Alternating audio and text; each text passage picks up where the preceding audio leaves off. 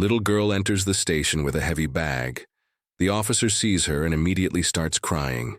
Before we dive into the story, drop a comment below and tell us where you're watching from. Enjoy the journey. The glass door of the police station squeaked against a gust of freezing wind. Snowflakes rushed inside with a small figure, almost invisible against the yellowed light of the entrance. The sound of typing stopped. 3 officers looked up at the same time.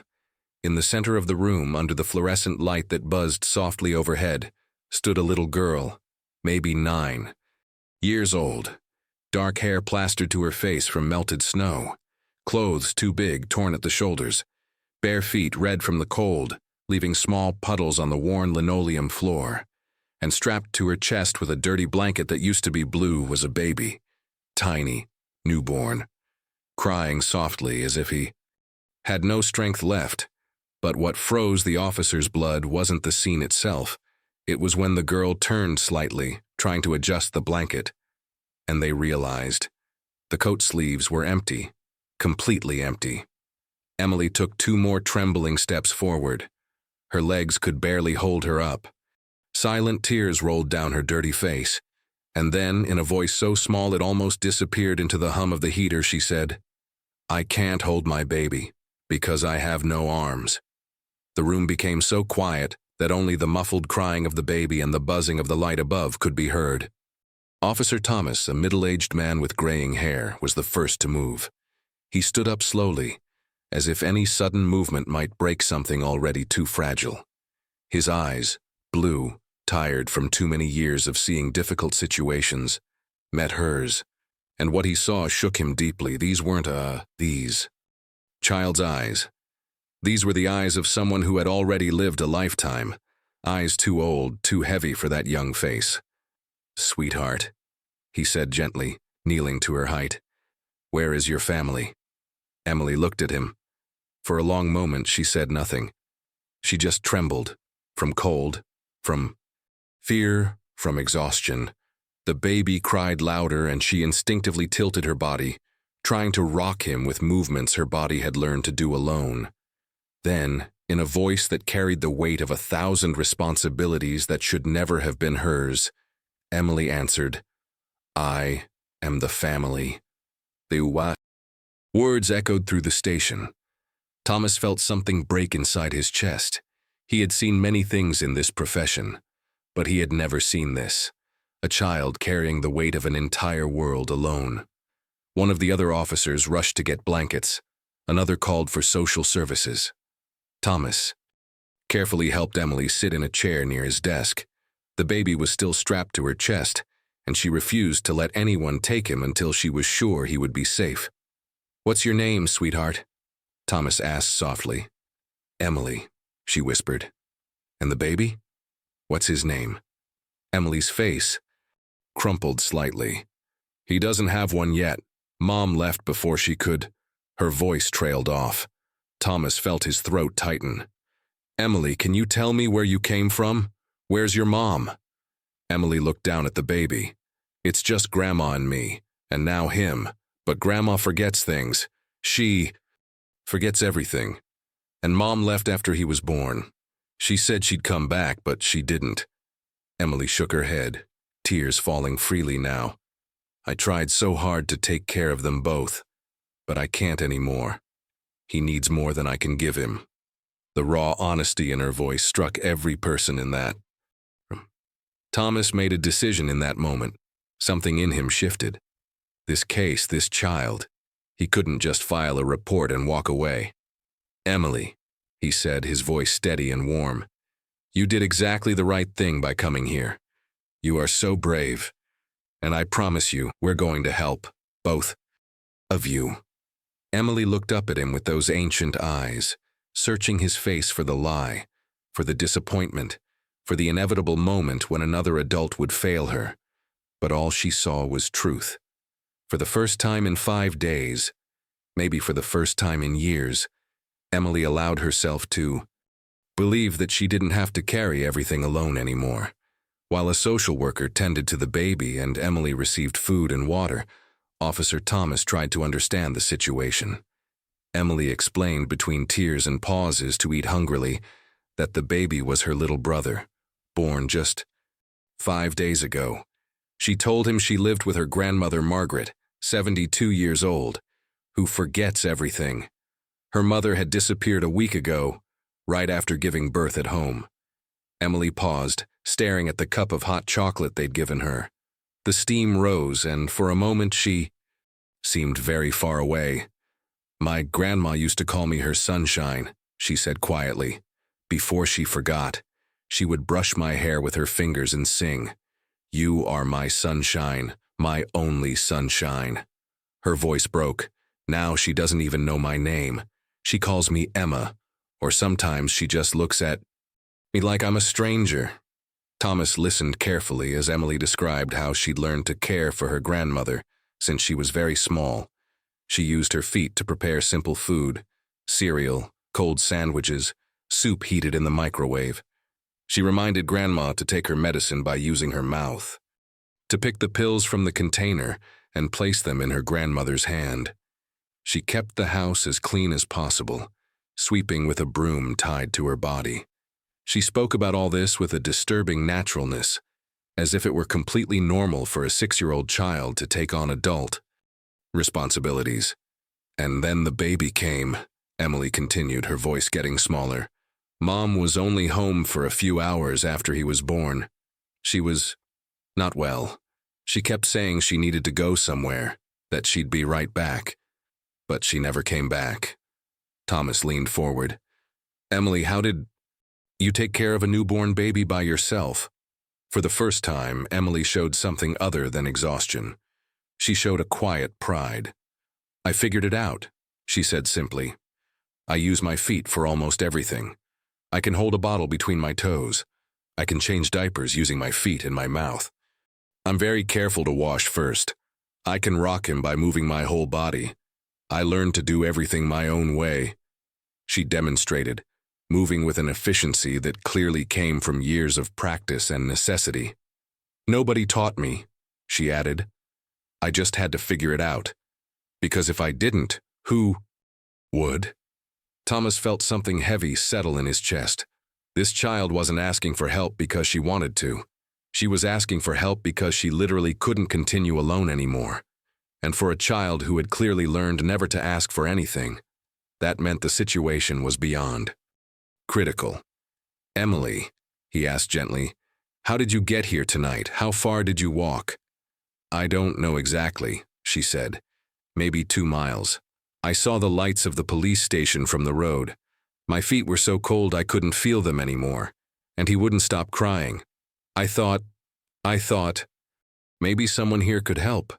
"You walked 2 miles in the snow, with a baby, in bare feet?" Emily nodded as if this were a perfectly reasonable thing to do. Thomas had to look away for a moment to compose himself.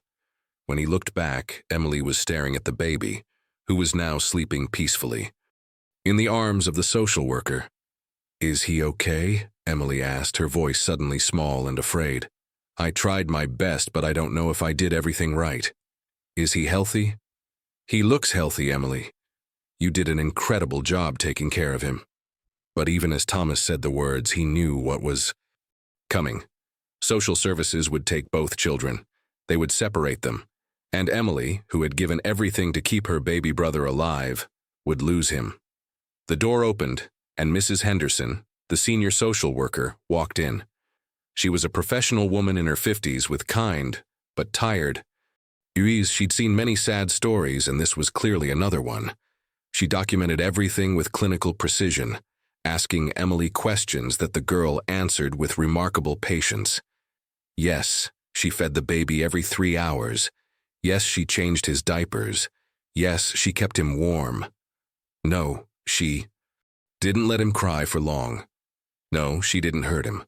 Then Mrs. Henderson asked the question everyone was thinking. "Emily, honey, how did you change diapers without hands?" Emily didn't hesitate. "I use my feet and my mouth. I wash very carefully before. I'm not dirty.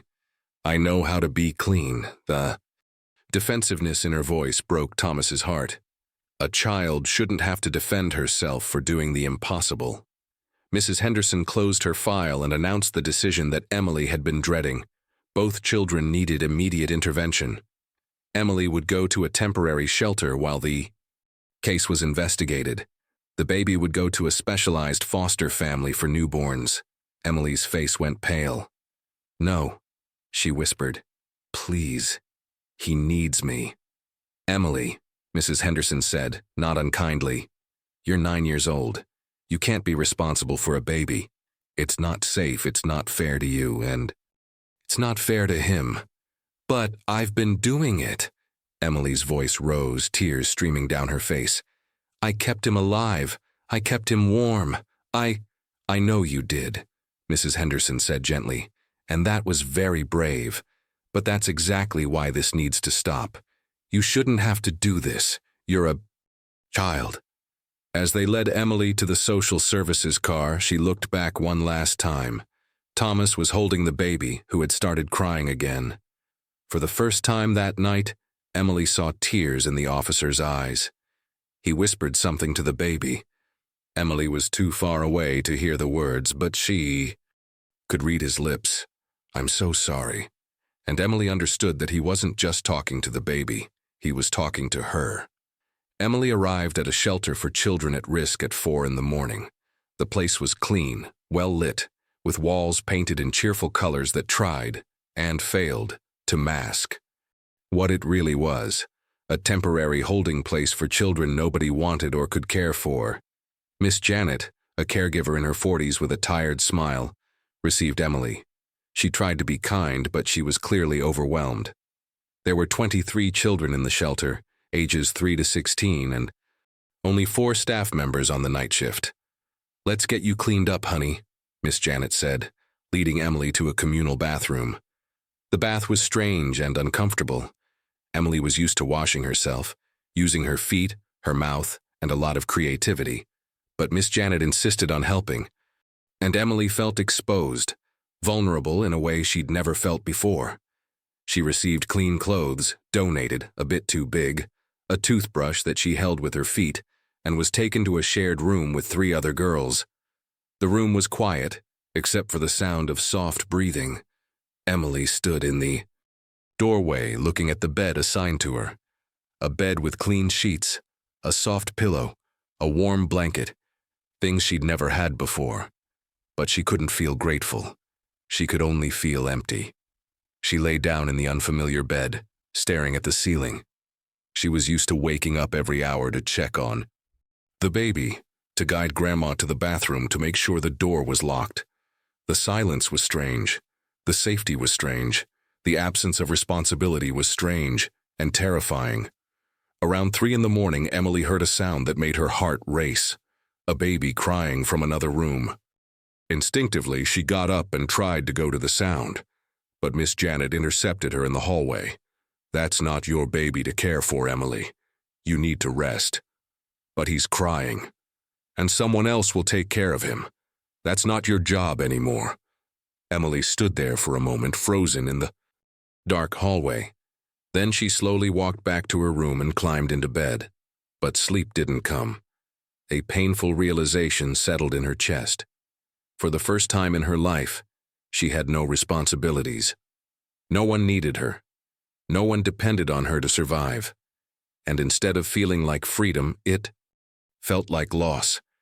It felt like the only thing that defined her, being needed, had been taken away. If she wasn't the caretaker, if she wasn't the responsible one, if she wasn't the person who kept everything together, then who was she? The next morning came too quickly. Emily woke up disoriented, forgetting for a moment where she was. Then it all came rushing back. The police station, the separation, the shelter. Breakfast was in a large dining room. 20 children of various ages sat at long tables, eating cereal and toast. Emily sat at the end of one table, keeping to herself. She watched the other children with a mixture of confusion and something close to envy. A girl about her age was complaining loudly that the orange juice was too pulpy. A boy was throwing pieces of cereal at his friend, laughing.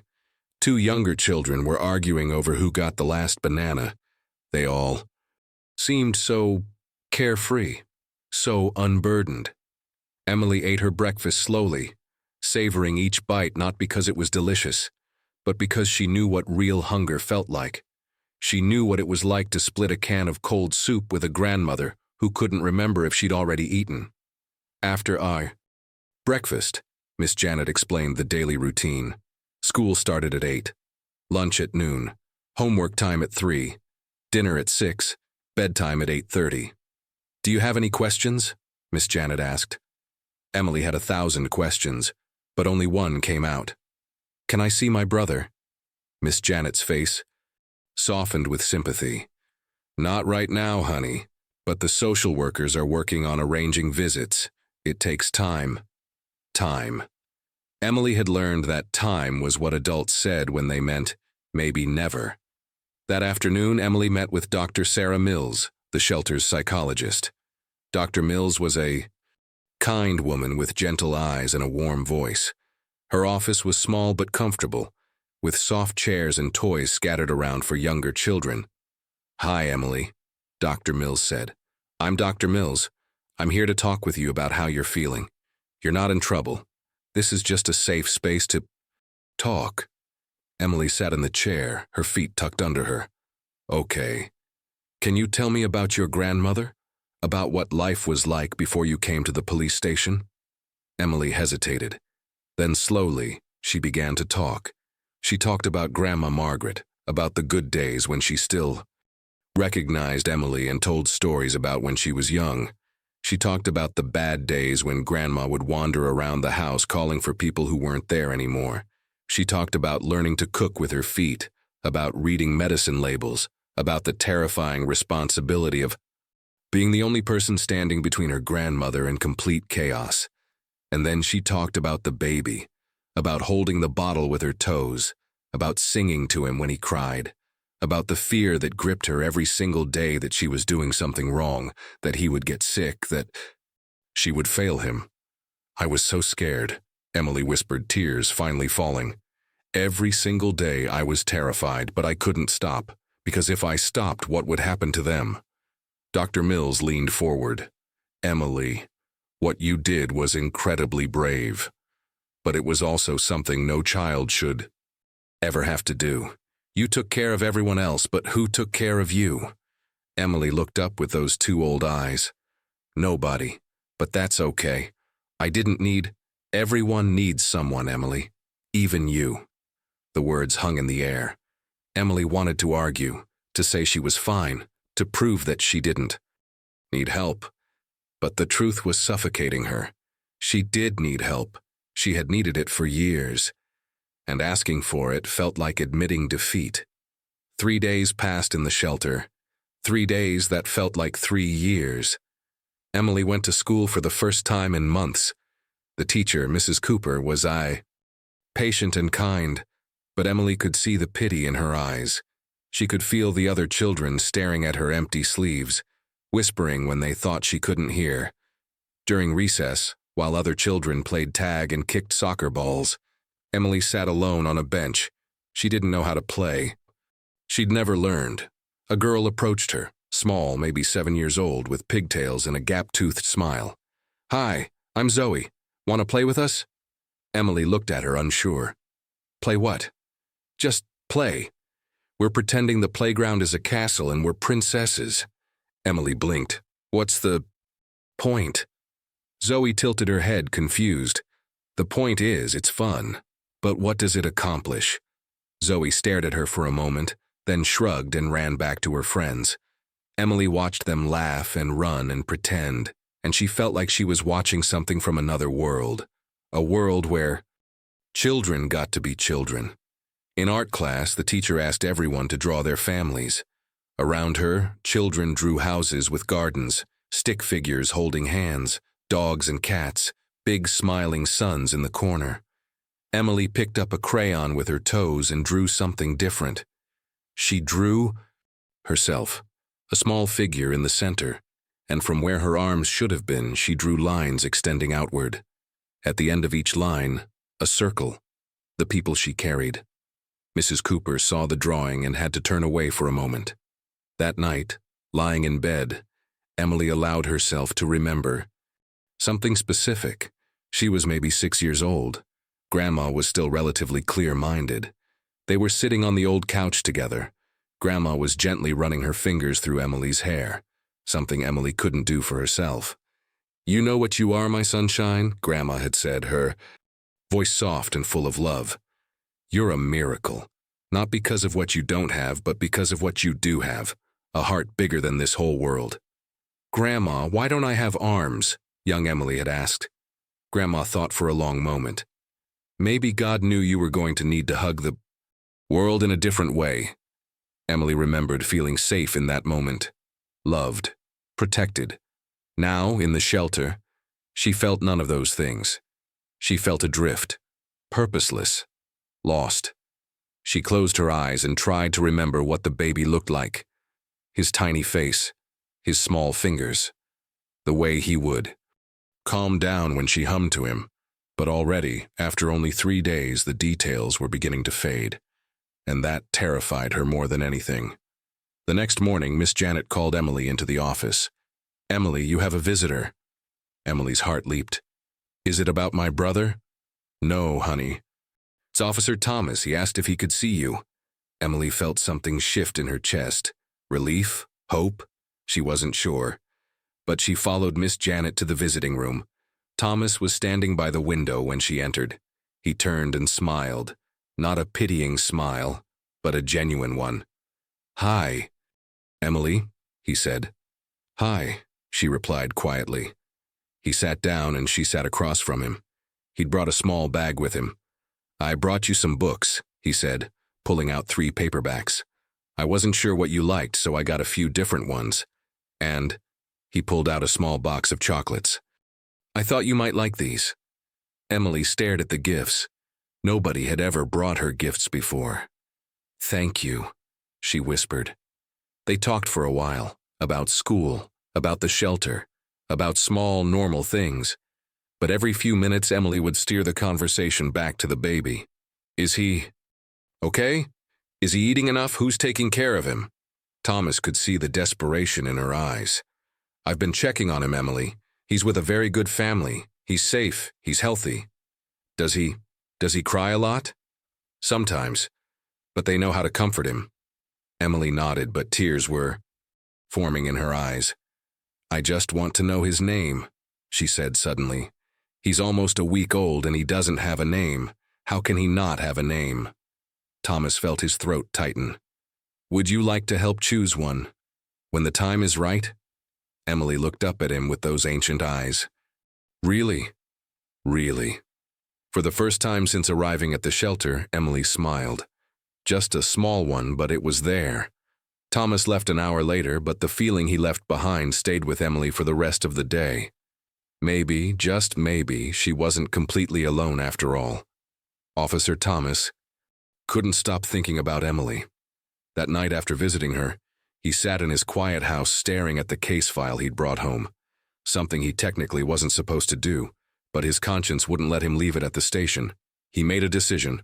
Tomorrow, on his day off, he would visit the place where Emily had lived.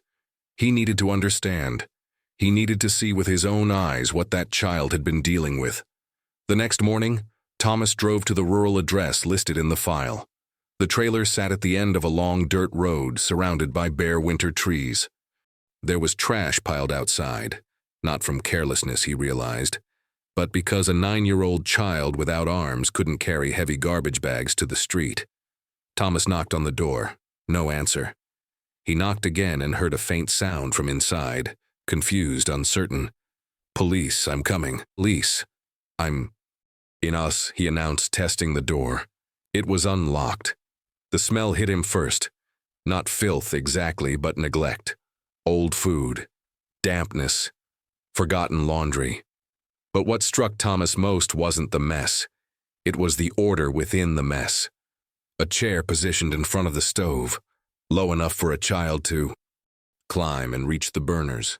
Plates and utensils stored in the bottom cabinets. A broom with ropes tied around it, adapted to be carried without hands. And everywhere, sticky notes with messages in large letters. Take medicine. Lock door. Turn off stove.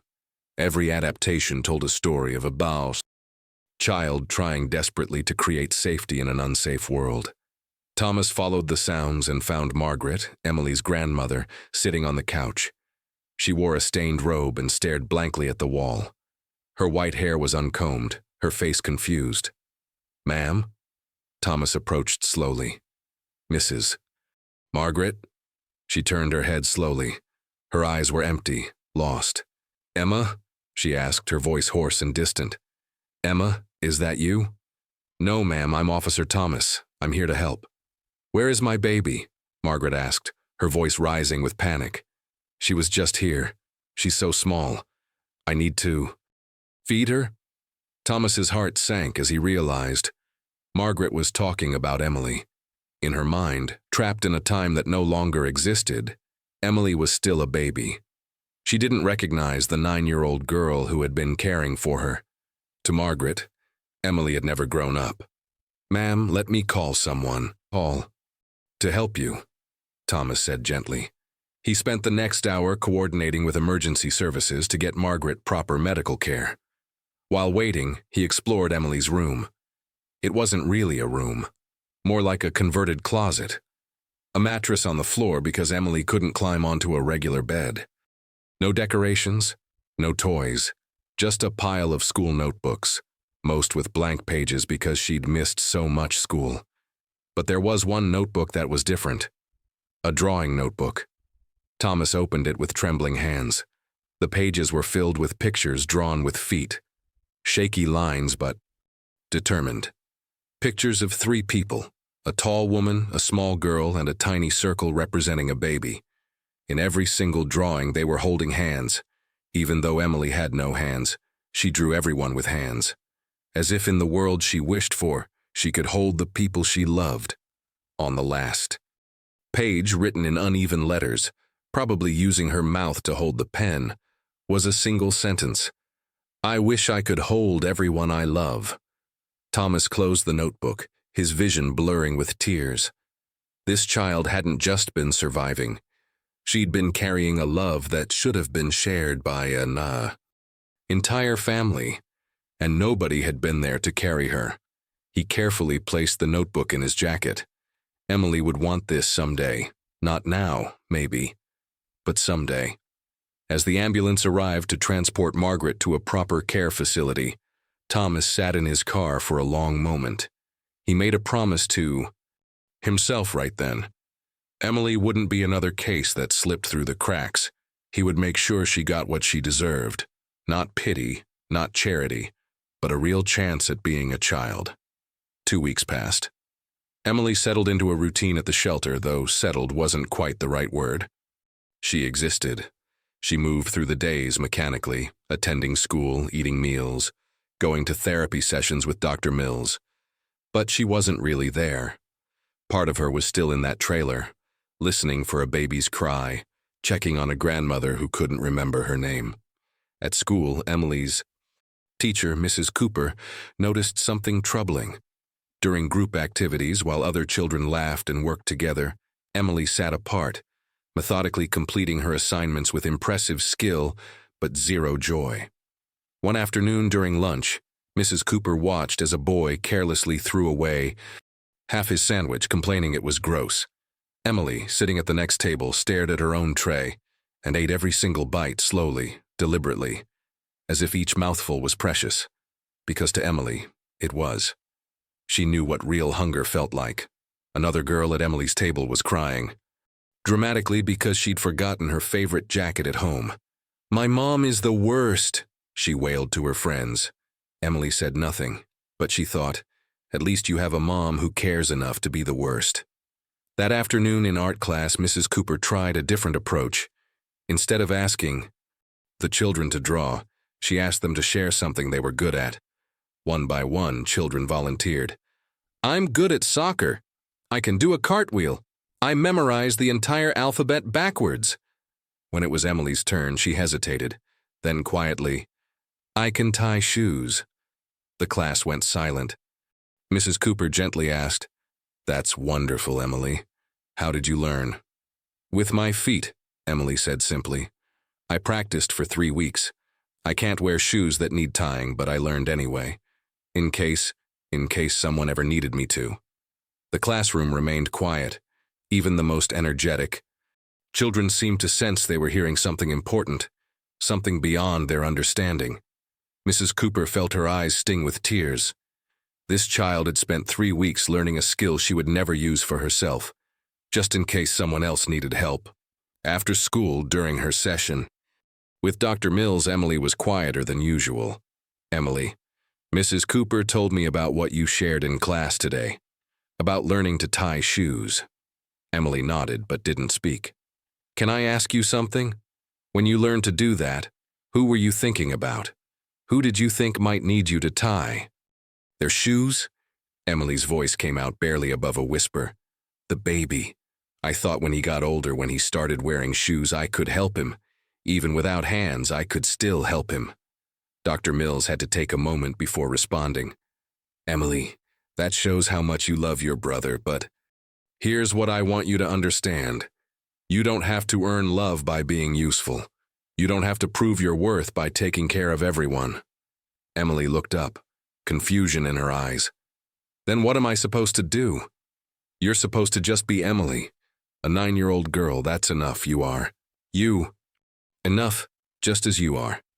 The words seemed impossible to Emily. Her entire life had been defined by what she could do for others. The idea that she could simply exist, simply be a child with no responsibilities, felt wrong, foreign, terrifying. That night, Emily lay awake in her bed. In the darkness, she allowed herself to cry. Not loudly so as not to wake the other girls, but silently, tears soaking her pillow. She cried for the baby she couldn't hold, for the grandmother who couldn't remember her, for the mother who left, for the childhood she never had, for the arms she was born without, for all the times she'd been strong when she wanted to be weak, for all the times she'd carried others when she needed to be carried. But mostly she cried because Dr. Mills's words had touched something deep inside her, a tiny hope, fragile as a butterfly's wing, that maybe, just maybe, she didn't have to be everything to everyone. Maybe she could just be Emily, and maybe that would be enough. 3 weeks after that first night at the police station, Officer Thomas returned to visit Emily. This time, he brought more than just books and chocolate. Emily was called to the visiting room during afternoon study time. When she walked in and saw Thomas, something in her chest loosened slightly, like a knot beginning to untie. "Hi, Emily," Thomas said warmly. "Hi," she replied. And this time there was the smallest hint of a smile. They sat across from each other and Thomas pulled out his notebook. "I have some news. I've been checking on your brother like I promised." Emily leaned forward immediately, her whole body tense with hope. "Is he okay?" "He's doing very well. The family taking care of him. Mr. and Mrs. Morrison. They're experienced and kind. The baby is gaining weight, sleeping better, and he's healthy." Emily's shoulders sagged with relief. "That's good, that's really good." "There's something else," Thomas continued. "Mrs. Morrison told me something interesting. When they first got him, he wouldn't settle at night. He cried and cried. They tried everything. Different positions, different songs, white noise. Nothing worked." Emily's eyes widened. "What helped?" Mrs. Morrison started humming, not singing with words, just a low, rhythmic humming, and he immediately calmed down. She said it was like he recognized the pattern. Thomas paused, meaningfully, like someone without hands would sing to him. Emily's eyes filled with tears. "He remembers. Maybe not consciously, but somewhere deep down, yes. I think he remembers your voice, Emily, the way you cared for him." For the first time in weeks, Emily felt something other than emptiness. She felt connected to her brother, even though they were apart. "Can I see him?" she asked, her voice barely a whisper. "I'm working on it," Thomas said. "The courts move slowly, but I'm pushing for a supervised visit. I promise I won't stop pushing until it happens." They talked for a while longer. Thomas asked about school, about the other children in the shelter, about how she was sleeping. Emily answered honestly. She liked math. The other kids were okay, but she felt different from them. And no, she didn't sleep well. I keep waking up, she admitted. I forget where I am. Think I hear the baby crying, or I think Grandma needs help, and then I remember they're not there. Thomas nodded with understanding. Your body learned to be on alert all the time. It'll take time for you to feel safe enough to rest. Officer Thomas, Emily said suddenly, can I ask you something? Of course. Why do you keep coming back? You don't have to. I'm just a case, right? Thomas was quiet for a moment. Then he said something that would change everything. Emily, 7 years ago I had a daughter. Her name was Lily. She had a condition that made her very sick from the time she was born. She spent most of her short life in hospitals, being tested, being treated, being poked and prodded by doctors trying to help. Emily listened, hardly breathing. She passed away when she was 7 years old. And at the end, you know what she told me? She said she was tired of everyone seeing her as the sick girl. She just wanted someone to see her as Lily. Just Lily. Thomas's voice was thick with emotion. When I look at you, Emily, I don't see a case. I don't see a child with a disability. I don't see a tragedy. I see a girl named Emily who is brave and strong and deserves to just be a kid. And I keep coming back because I couldn't save my daughter. But maybe I can help you. Emily didn't know what to say. She'd never had an adult speak to her like this, with such honesty, such vulnerability. I'm sorry about Lily, she finally said. Thank you, and Emily, I want you to know something. You did an amazing thing taking care of your brother and your grandmother. But that chapter is over now. It's time for someone to take care of you. Emily felt tears sliding down her cheeks. I don't know how to let people help me.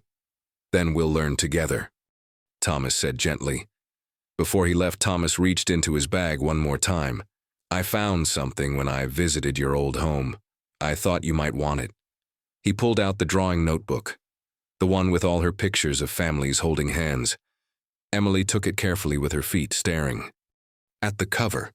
She'd forgotten about this notebook. Seeing it now felt like looking at a different person's life. Thank you, she whispered. After Thomas left, Emily sat alone in the visiting room for a long time, holding the notebook. She opened it to the last page and read her own words. I wish I could hold everyone I love. For the first time, she allowed herself to wonder, what if there was another way to hold people? Not with arms, but with trust, with hope, with letting them in. Maybe, just maybe, she could learn. Officer Thomas couldn't let Emily's case go. Over the next few weeks, he dug deeper into the family's history, driven by a need to understand how a child had fallen so completely through the cracks. He discovered that Emily's mother, Sarah, had a long history of struggles. Multiple attempts at getting help, multiple relapses, multiple disappearances. She'd vanished. Completely this time. No credit card activity, no phone pings, no contact with anyone. It was as if she'd simply evaporated. Thomas also learned that Margaret, the grandmother, had been transferred to a specialized memory care facility. Her condition had deteriorated rapidly. The doctors said she had weeks, maybe a month at most. Her body was shutting down, giving up the fight her mind had already lost. There were no other relatives, no aunts or uncles, no cousins, no grandparents on the other side. Emily was completely alone in the world, except for a baby brother who didn't even have a legal name yet. Thomas decided to visit the Morrison family, the foster parents caring for the baby. They lived in a modest but warm home in a quiet neighborhood. The front yard had a swing set, flower beds waiting for spring, a welcome mat that looked well used. Linda Morrison answered the door, with the baby in her arms. She was a kind-faced woman in her 50s with gentle eyes and calloused hands that spoke of years of caring work. Officer Thomas, please come in, she said warmly. Inside, the house smelled like fresh bread and baby powder. Photos of smiling children, some who looked like the Morrisons, others who clearly didn't, covered the walls. This was a home that had opened its doors to many children over the years. Thomas sat down, and Linda placed the baby in his arms. The little one looked up at him with curious dark eyes. Emily's eyes. "How's he doing?" Thomas asked. "Thomas, wonderfully," Linda said. "He's gained almost 2 pounds. He's alert, responsive, and honestly, officer, he's one of the calmest babies we've ever cared for. It's almost like..." "Like what?" Linda chose her words carefully. "Like he learned early that crying doesn't always bring someone immediately. He's patient in a way babies usually aren't. He waits. He watches. It breaks my heart a little." Thomas understood what she meant. The baby had adapted to Emily's limitations, to a caretaker who needed time to prepare a bottle with her feet, who couldn't instantly pick him up when he cried. He'd learned patience because he had no choice. "There's something else curious," Linda continued. "When we hold him the traditional way, cradled in our arms, he fusses. But when we hold him upright against our chest, like he's being carried, he settles immediately. Almost like he's remembering being strapped to someone." Thomas felt a lump in his throat. Even now, separated by miles and circumstances, Emily's care had left an imprint on this baby. "What about the humming?" Thomas asked. "Oh yes," Linda smiled. "Every night, it's the only thing that puts him to sleep. We hum. That same low, rhythmic tune, and he calms right down. I wonder where he learned it." "From his sister," Thomas said quietly. "From a little girl who couldn't sing words but could hum melody." Linda's eyes grew misty. "That girl, she saved his life, didn't she?" "Yes, against impossible odds, she..." "Do you?" They sat in silence for a moment, the weight of Emily's story hanging in the air. "Officer Thomas," Linda said carefully, "we've been foster parents for 15 years. We've cared for 12 children. And I have to tell you, this baby was loved. Really loved. I've seen babies who've been neglected, and this isn't that. Someone cared for him with everything they had." "A 9-year-old girl with no arms cared for him," Thomas said, "and she did it alone." Linda shook her head in wonder. "Then she's one of the bravest people I've never met." Before Thomas left, Linda asked a question that had been weighing on her mind. "What's going to happen to Emily and to this little one?" "I don't know yet," Thomas admitted. "But I'm not going to let them both fall through the cracks. I promise you that." Driving home, Thomas made a decision. It was crazy. It was impulsive. It might not even be possible. But he had to try. He was going to petition to become Emily's legal guardian. He was a single man with a demanding job and no experience with children, especially children with complex needs. The courts might laugh him out of the room, but he'd seen Emily's drawings. He'd seen her, a strength, her resilience, and most heartbreakingly, her loneliness. And he'd made a promise to his daughter Lily before she died, to help other children the way he'd tried to help her. Maybe he couldn't save Lily, but maybe he could give Emily what she'd never had. Someone who would stay. That night, Thomas called his lawyer and started the paperwork. It was a long shot, but Emily deserved someone willing to take a long shot for her. 6 weeks after Emily walked into that police station, the formal legal process began. A courtroom that smelled of old wood and anxiety, adults in suits. Speaking in terms Emily didn't fully understand. Parental rights, guardianship, best interests of the minor. Mrs. Henderson presented her report to the judge, 40 pages documenting Emily's situation. Her recommendation was clear. Emily needed specialized care, therapy, and stability. The baby needed a permanent family as soon as possible. Then came the moment that surprised everyone. Officer Thomas stood up. "Your Honor, I'd like to formally petition to become Emily's legal guardian." The courtroom went silent. Mrs. Henderson's eyes widened. Even the judge looked surprised. "Officer Thomas," Judge Martin said carefully, "this is highly unusual. You're a single man with a full-time career in law enforcement. You have no family support system, and Emily has special needs that require..." "I understand all of that, Your Honor, Thomas interrupted respectfully, but I also understand something else. Emily doesn't need perfection. She needs someone who will show up, someone who will stay. And I'm willing to be that person. Mrs. Henderson stood. Your Honor, with all due respect to Officer Thomas, his intentions are noble but perhaps not practical. Emily needs... I know what Emily needs, Thomas said, his voice firm but not angry. She needs someone who sees her as a person, not a problem to solve. She needs stability, yes, but she also needs someone who won't give up on her. Judge Martin studied Thomas for a long moment. And you believe you can provide that? I know. I can learn to, Thomas said. Just like Emily learned to do everything in her own way. I'm asking for the chance to try. The judge made a decision. Thomas would be granted temporary guardianship for 90 days. During that time, he would be monitored, evaluated, and if all went well, they'd revisit permanent guardianship. After the hearing, Thomas found Emily waiting in the hallway with Miss Janet. Emily, he said, kneeling down to her level, how would you feel about coming to stay with me? It would be temporary at first, but I'd like to try. If you'd like to try. Emily looked at him with those careful, guarded eyes. Why would you want me? The question broke his heart. Because you deserve someone in your corner, Emily. Someone who chooses you. Not because they have to, but because they want to. Emily was quiet for a long moment. Then, so quietly, he almost missed it. Okay. It wasn't enthusiasm, it wasn't even hope, really. But it was a yes. And for now, that was enough. 2 days later, Emily moved into Thomas's house. She stood in the doorway of her new room. A real room with a door, painted a soft blue, with a bed and a desk and modifications Thomas had installed. Low light switches, adapted door handles, a closet organized at her height. This is yours, Thomas said. Your space.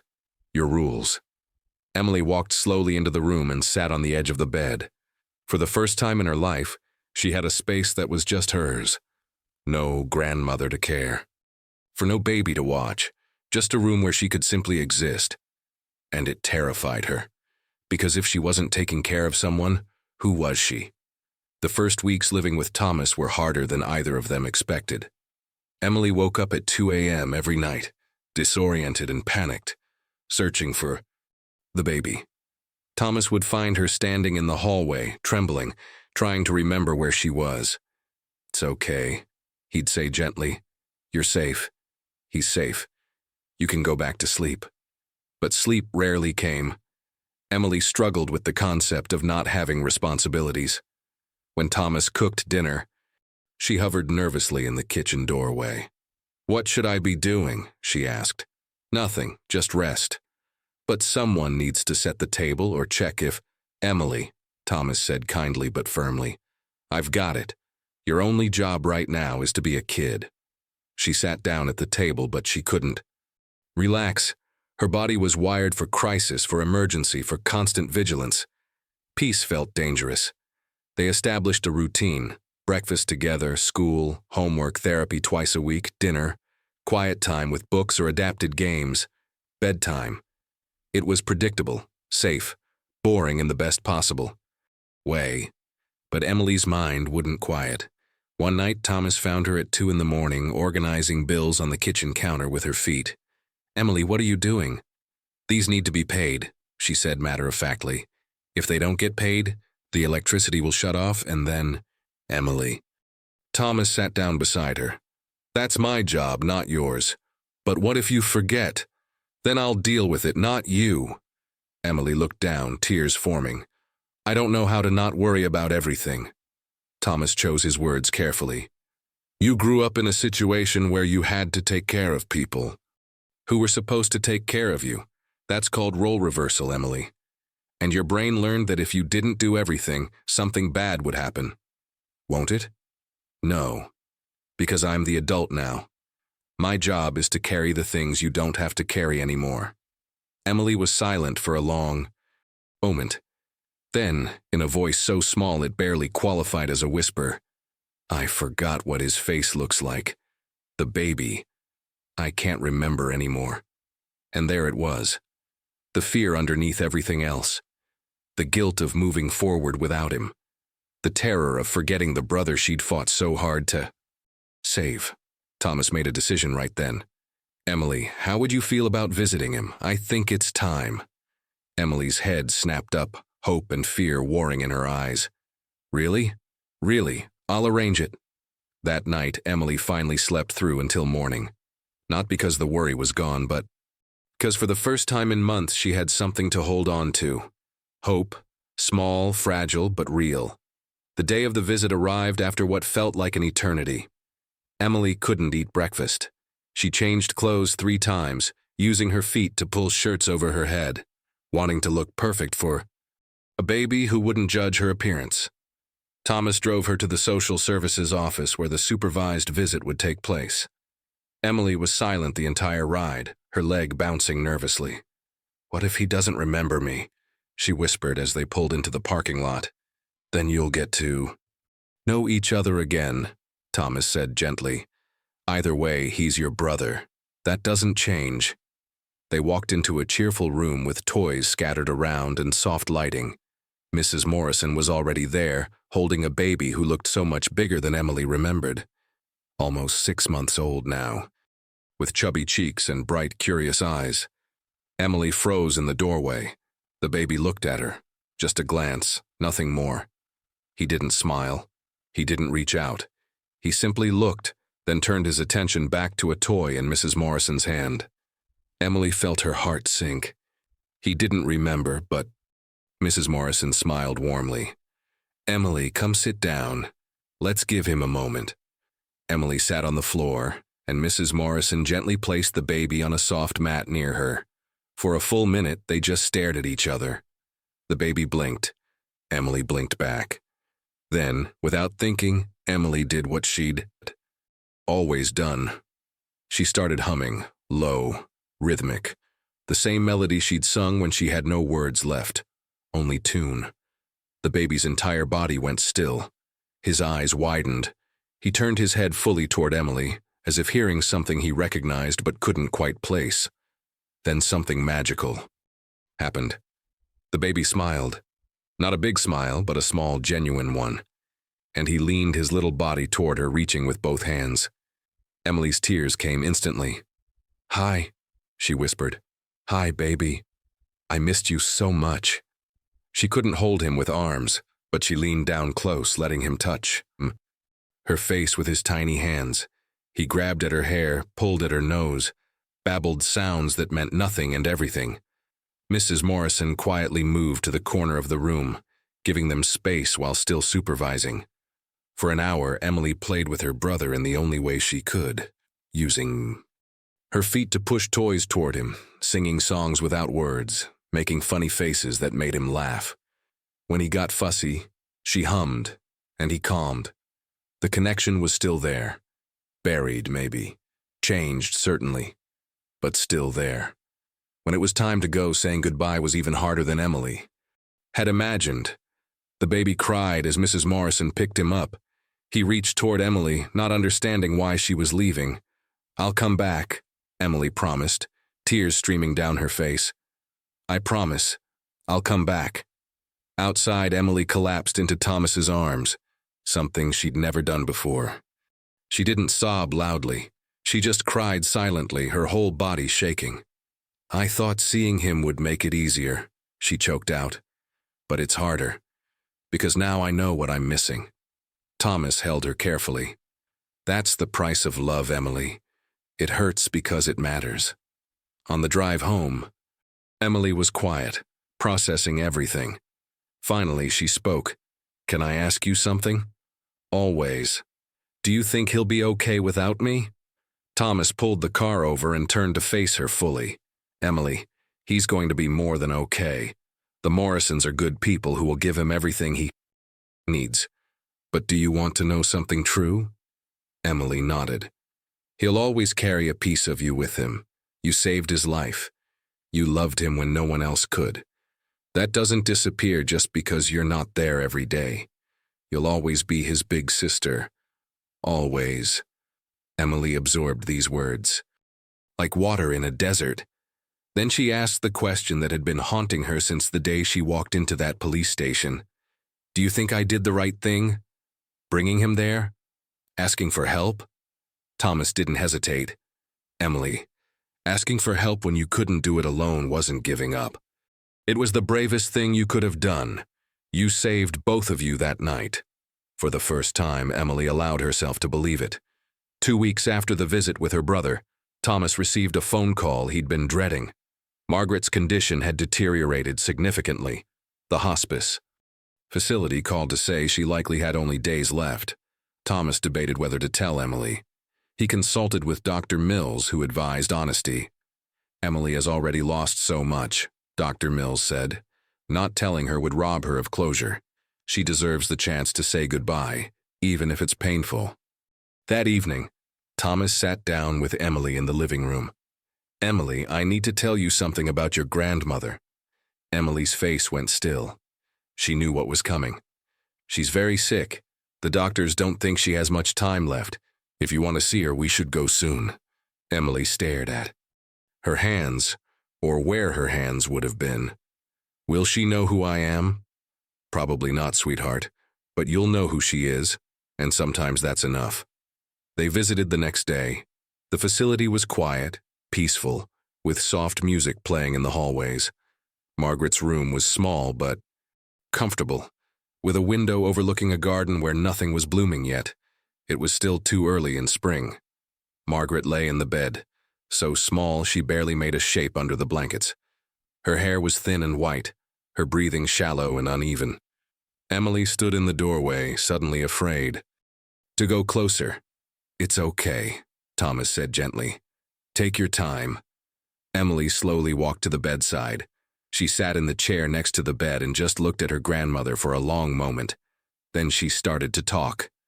Not about sad things, but about small things.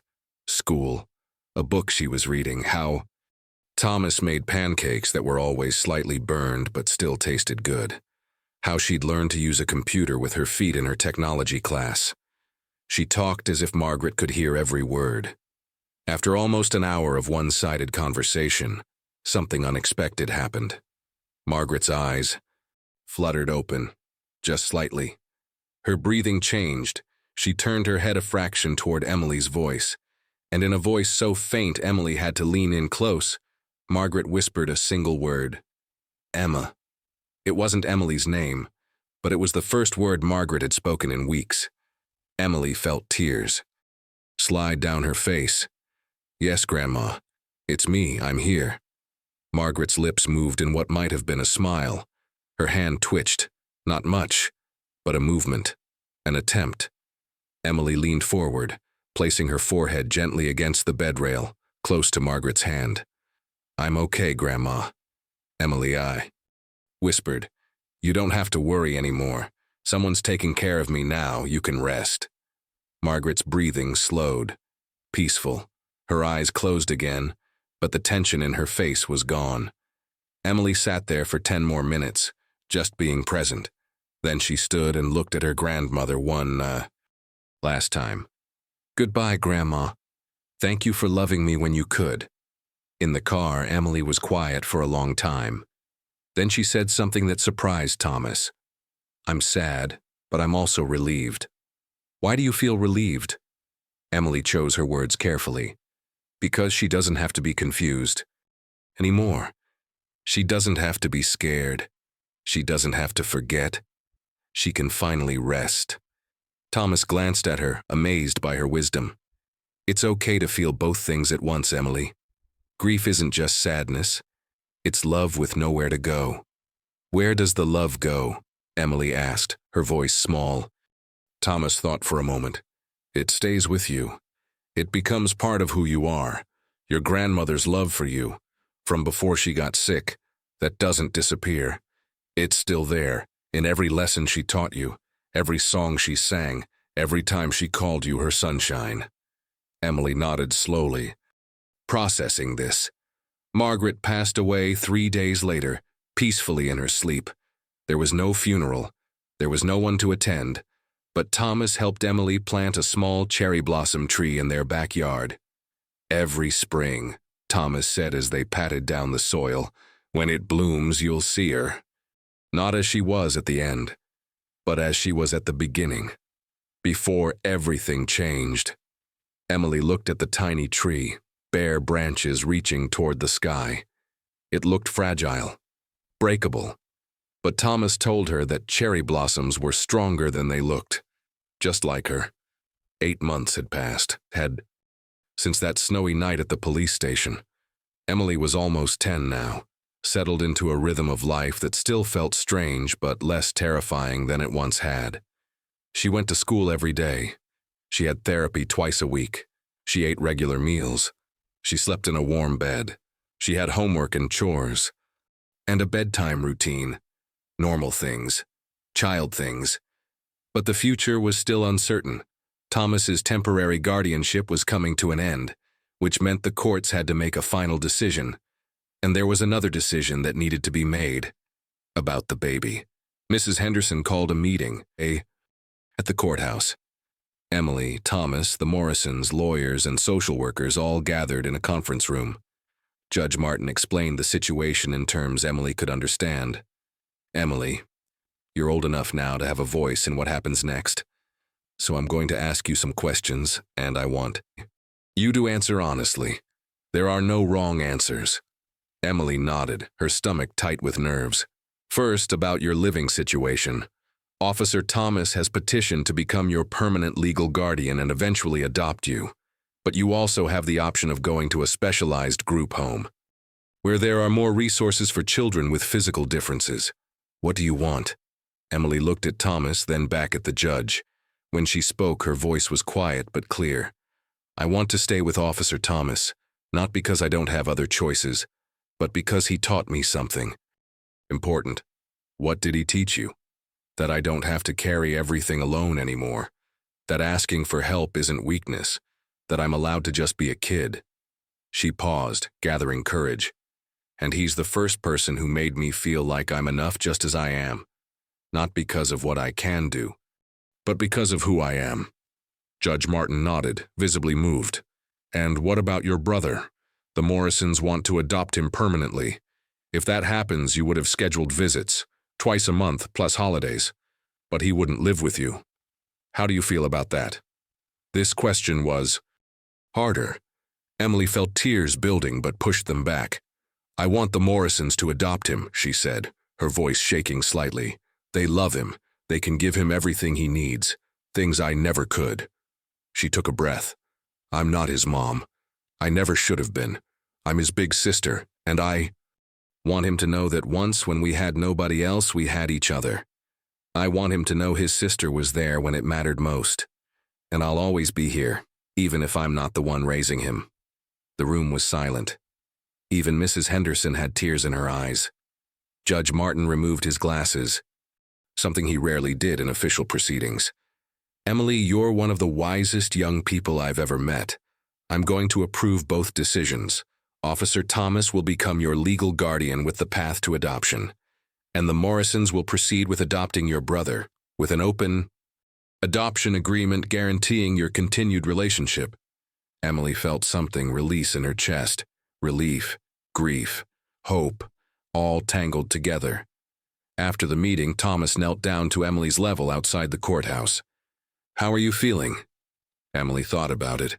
Scared, but also okay. "Is that strange?" "No, change is always scary, even good change." "Thomas?" Emily used his first name for the first time, tentatively testing how it felt. "Yes? Thank you. For choosing me, when nobody else did." Thomas felt his throat tighten. "Emily, you're not hard to choose. You never were." That night, lying in her bed, Emily thought about everything that had changed. She'd lost so much. Her mother, her grandmother, the daily presence of her brother. She'd lost the only life she'd ever known, even if that life had been impossibly hard. But she'd also gained something. A home, safety. Someone who stayed. And maybe, just maybe, that was enough to build a new life on. 6 months later, spring arrived in full force. The cherry blossom tree in the backyard bloomed for the first time, delicate pink flowers covering every branch, just as Thomas had promised. Emily stood beneath it one afternoon after school, looking up at the blossoms dancing in the breeze. She thought about Grandma Margaret, about the woman she'd been before the illness took her memories away, the woman who called her sunshine and sang while brushing her hair. "Pretty, isn't it?" Thomas said, joining her. "Yeah," Emily replied. "It is." Life had settled into something resembling normal.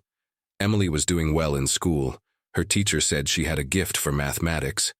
She'd made a friend, a quiet girl named Sophie who didn't ask uncomfortable questions about her arms. They ate lunch together and worked on projects, and Emily was slowly learning what friendship felt like. The visits with her brother, now officially named Daniel, a name Emily had helped choose, happened twice a month like clockwork. Daniel was almost 2 years old now, toddling around, saying simple words, laughing at everything. He called Emily Emmy and always smiled when he saw her. He didn't remember the trailer, he didn't remember the cold or the hunger or the fear, and Emily was grateful for that. Thomas had officially adopted Emily 3 months ago. The paperwork was finalized, the name change processed. She was Emily Thomas now, with a birth certificate that listed him as her father. On adoption day, the judge had asked if she wanted to say anything. Emily had stood up, small but steady, and said simply, "I used to think family was something you were born into. Now I know it's also something you choose, and I choose this." There were still hard days, days when Emily woke up from nightmares, days when the weight of everything she'd been through felt too heavy, days when she grieved for the childhood she never had. But there were also good days, days filled with laughter and homework and movie nights, days when Emily felt safe enough to just be a kid. Dr. Mills told her once, "Healing isn't about forgetting what happened. It's about learning that what happened doesn't define your entire future." Emily was beginning to believe that. As she stood under the cherry blossoms, Thomas beside her, Emily realized something profound. She'd spent her whole life trying to hold on to people, her grandmother, her mother, her brother, with arms she didn't have. But maybe holding on wasn't about physical touch. Maybe it was about trust, about letting people in, about believing that love could exist without constant vigilance. "Thomas," Emily said. "Yeah? I'm glad I'm here." 3 simple words, but they meant everything. Thomas smiled. "I'm glad you're here too, kiddo." 1 year after that snowy night at the police station, Emily stood in a park on a perfect spring afternoon. The sky was impossibly blue, the kind of blue that made you believe good things were possible. Thomas was pushing Daniel on the swing set while the Morrisons watched nearby, smiling. Daniel squealed with delight every time the swing went high, his laughter carrying across the playground. Emily sat on a bench, watching her strange, pieced-together family with a fullness in her chest she'd never felt before. This wasn't the family she'd imagined when she was younger. It wasn't the fairy tale ending where everyone stayed and everything was fixed. But it was real, imperfect, complicated, and real. A small boy, maybe 4 years old, approached the playground equipment. He climbed the ladder to the slide but froze at the top, looking down with wide, frightened eyes. His mother encouraged him from below, but he wouldn't move. Emily noticed. She walked over and climbed up beside him using her feet and body in ways that looked effortless now, but had taken years to master. She didn't say anything at first. She just sat next to him at the top of the slide, present and calm. The boy looked at her, noticing her empty sleeves. "You don't have arms," he said with the blunt honesty of a child. "Nope," Emily replied. "Never did, but I can still do lots of things." "Like what?" "Like this." Emily positioned herself and slid down the slide, landing smoothly at the bottom. She looked back up at him. "See? It's not scary. You just have to try." The boy watched her. Then, slowly, he pushed himself forward and slid down, laughing when he reached the bottom. "I did it," he shouted to his mother. Emily smiled, not because she'd solved his problem, but because she'd shown him that trying was possible. That fear didn't have to win. She walked back to her family. Thomas had set Daniel down, and the toddler immediately waddled over to Emily, wrapping his small arms around her leg. "Emmy," he said, his favorite word. Emily knelt down to his level. "Hi, buddy."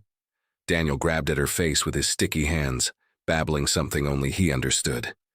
The Morrisons watched with warm smiles. This arrangement, this open adoption, was working better than anyone had hoped.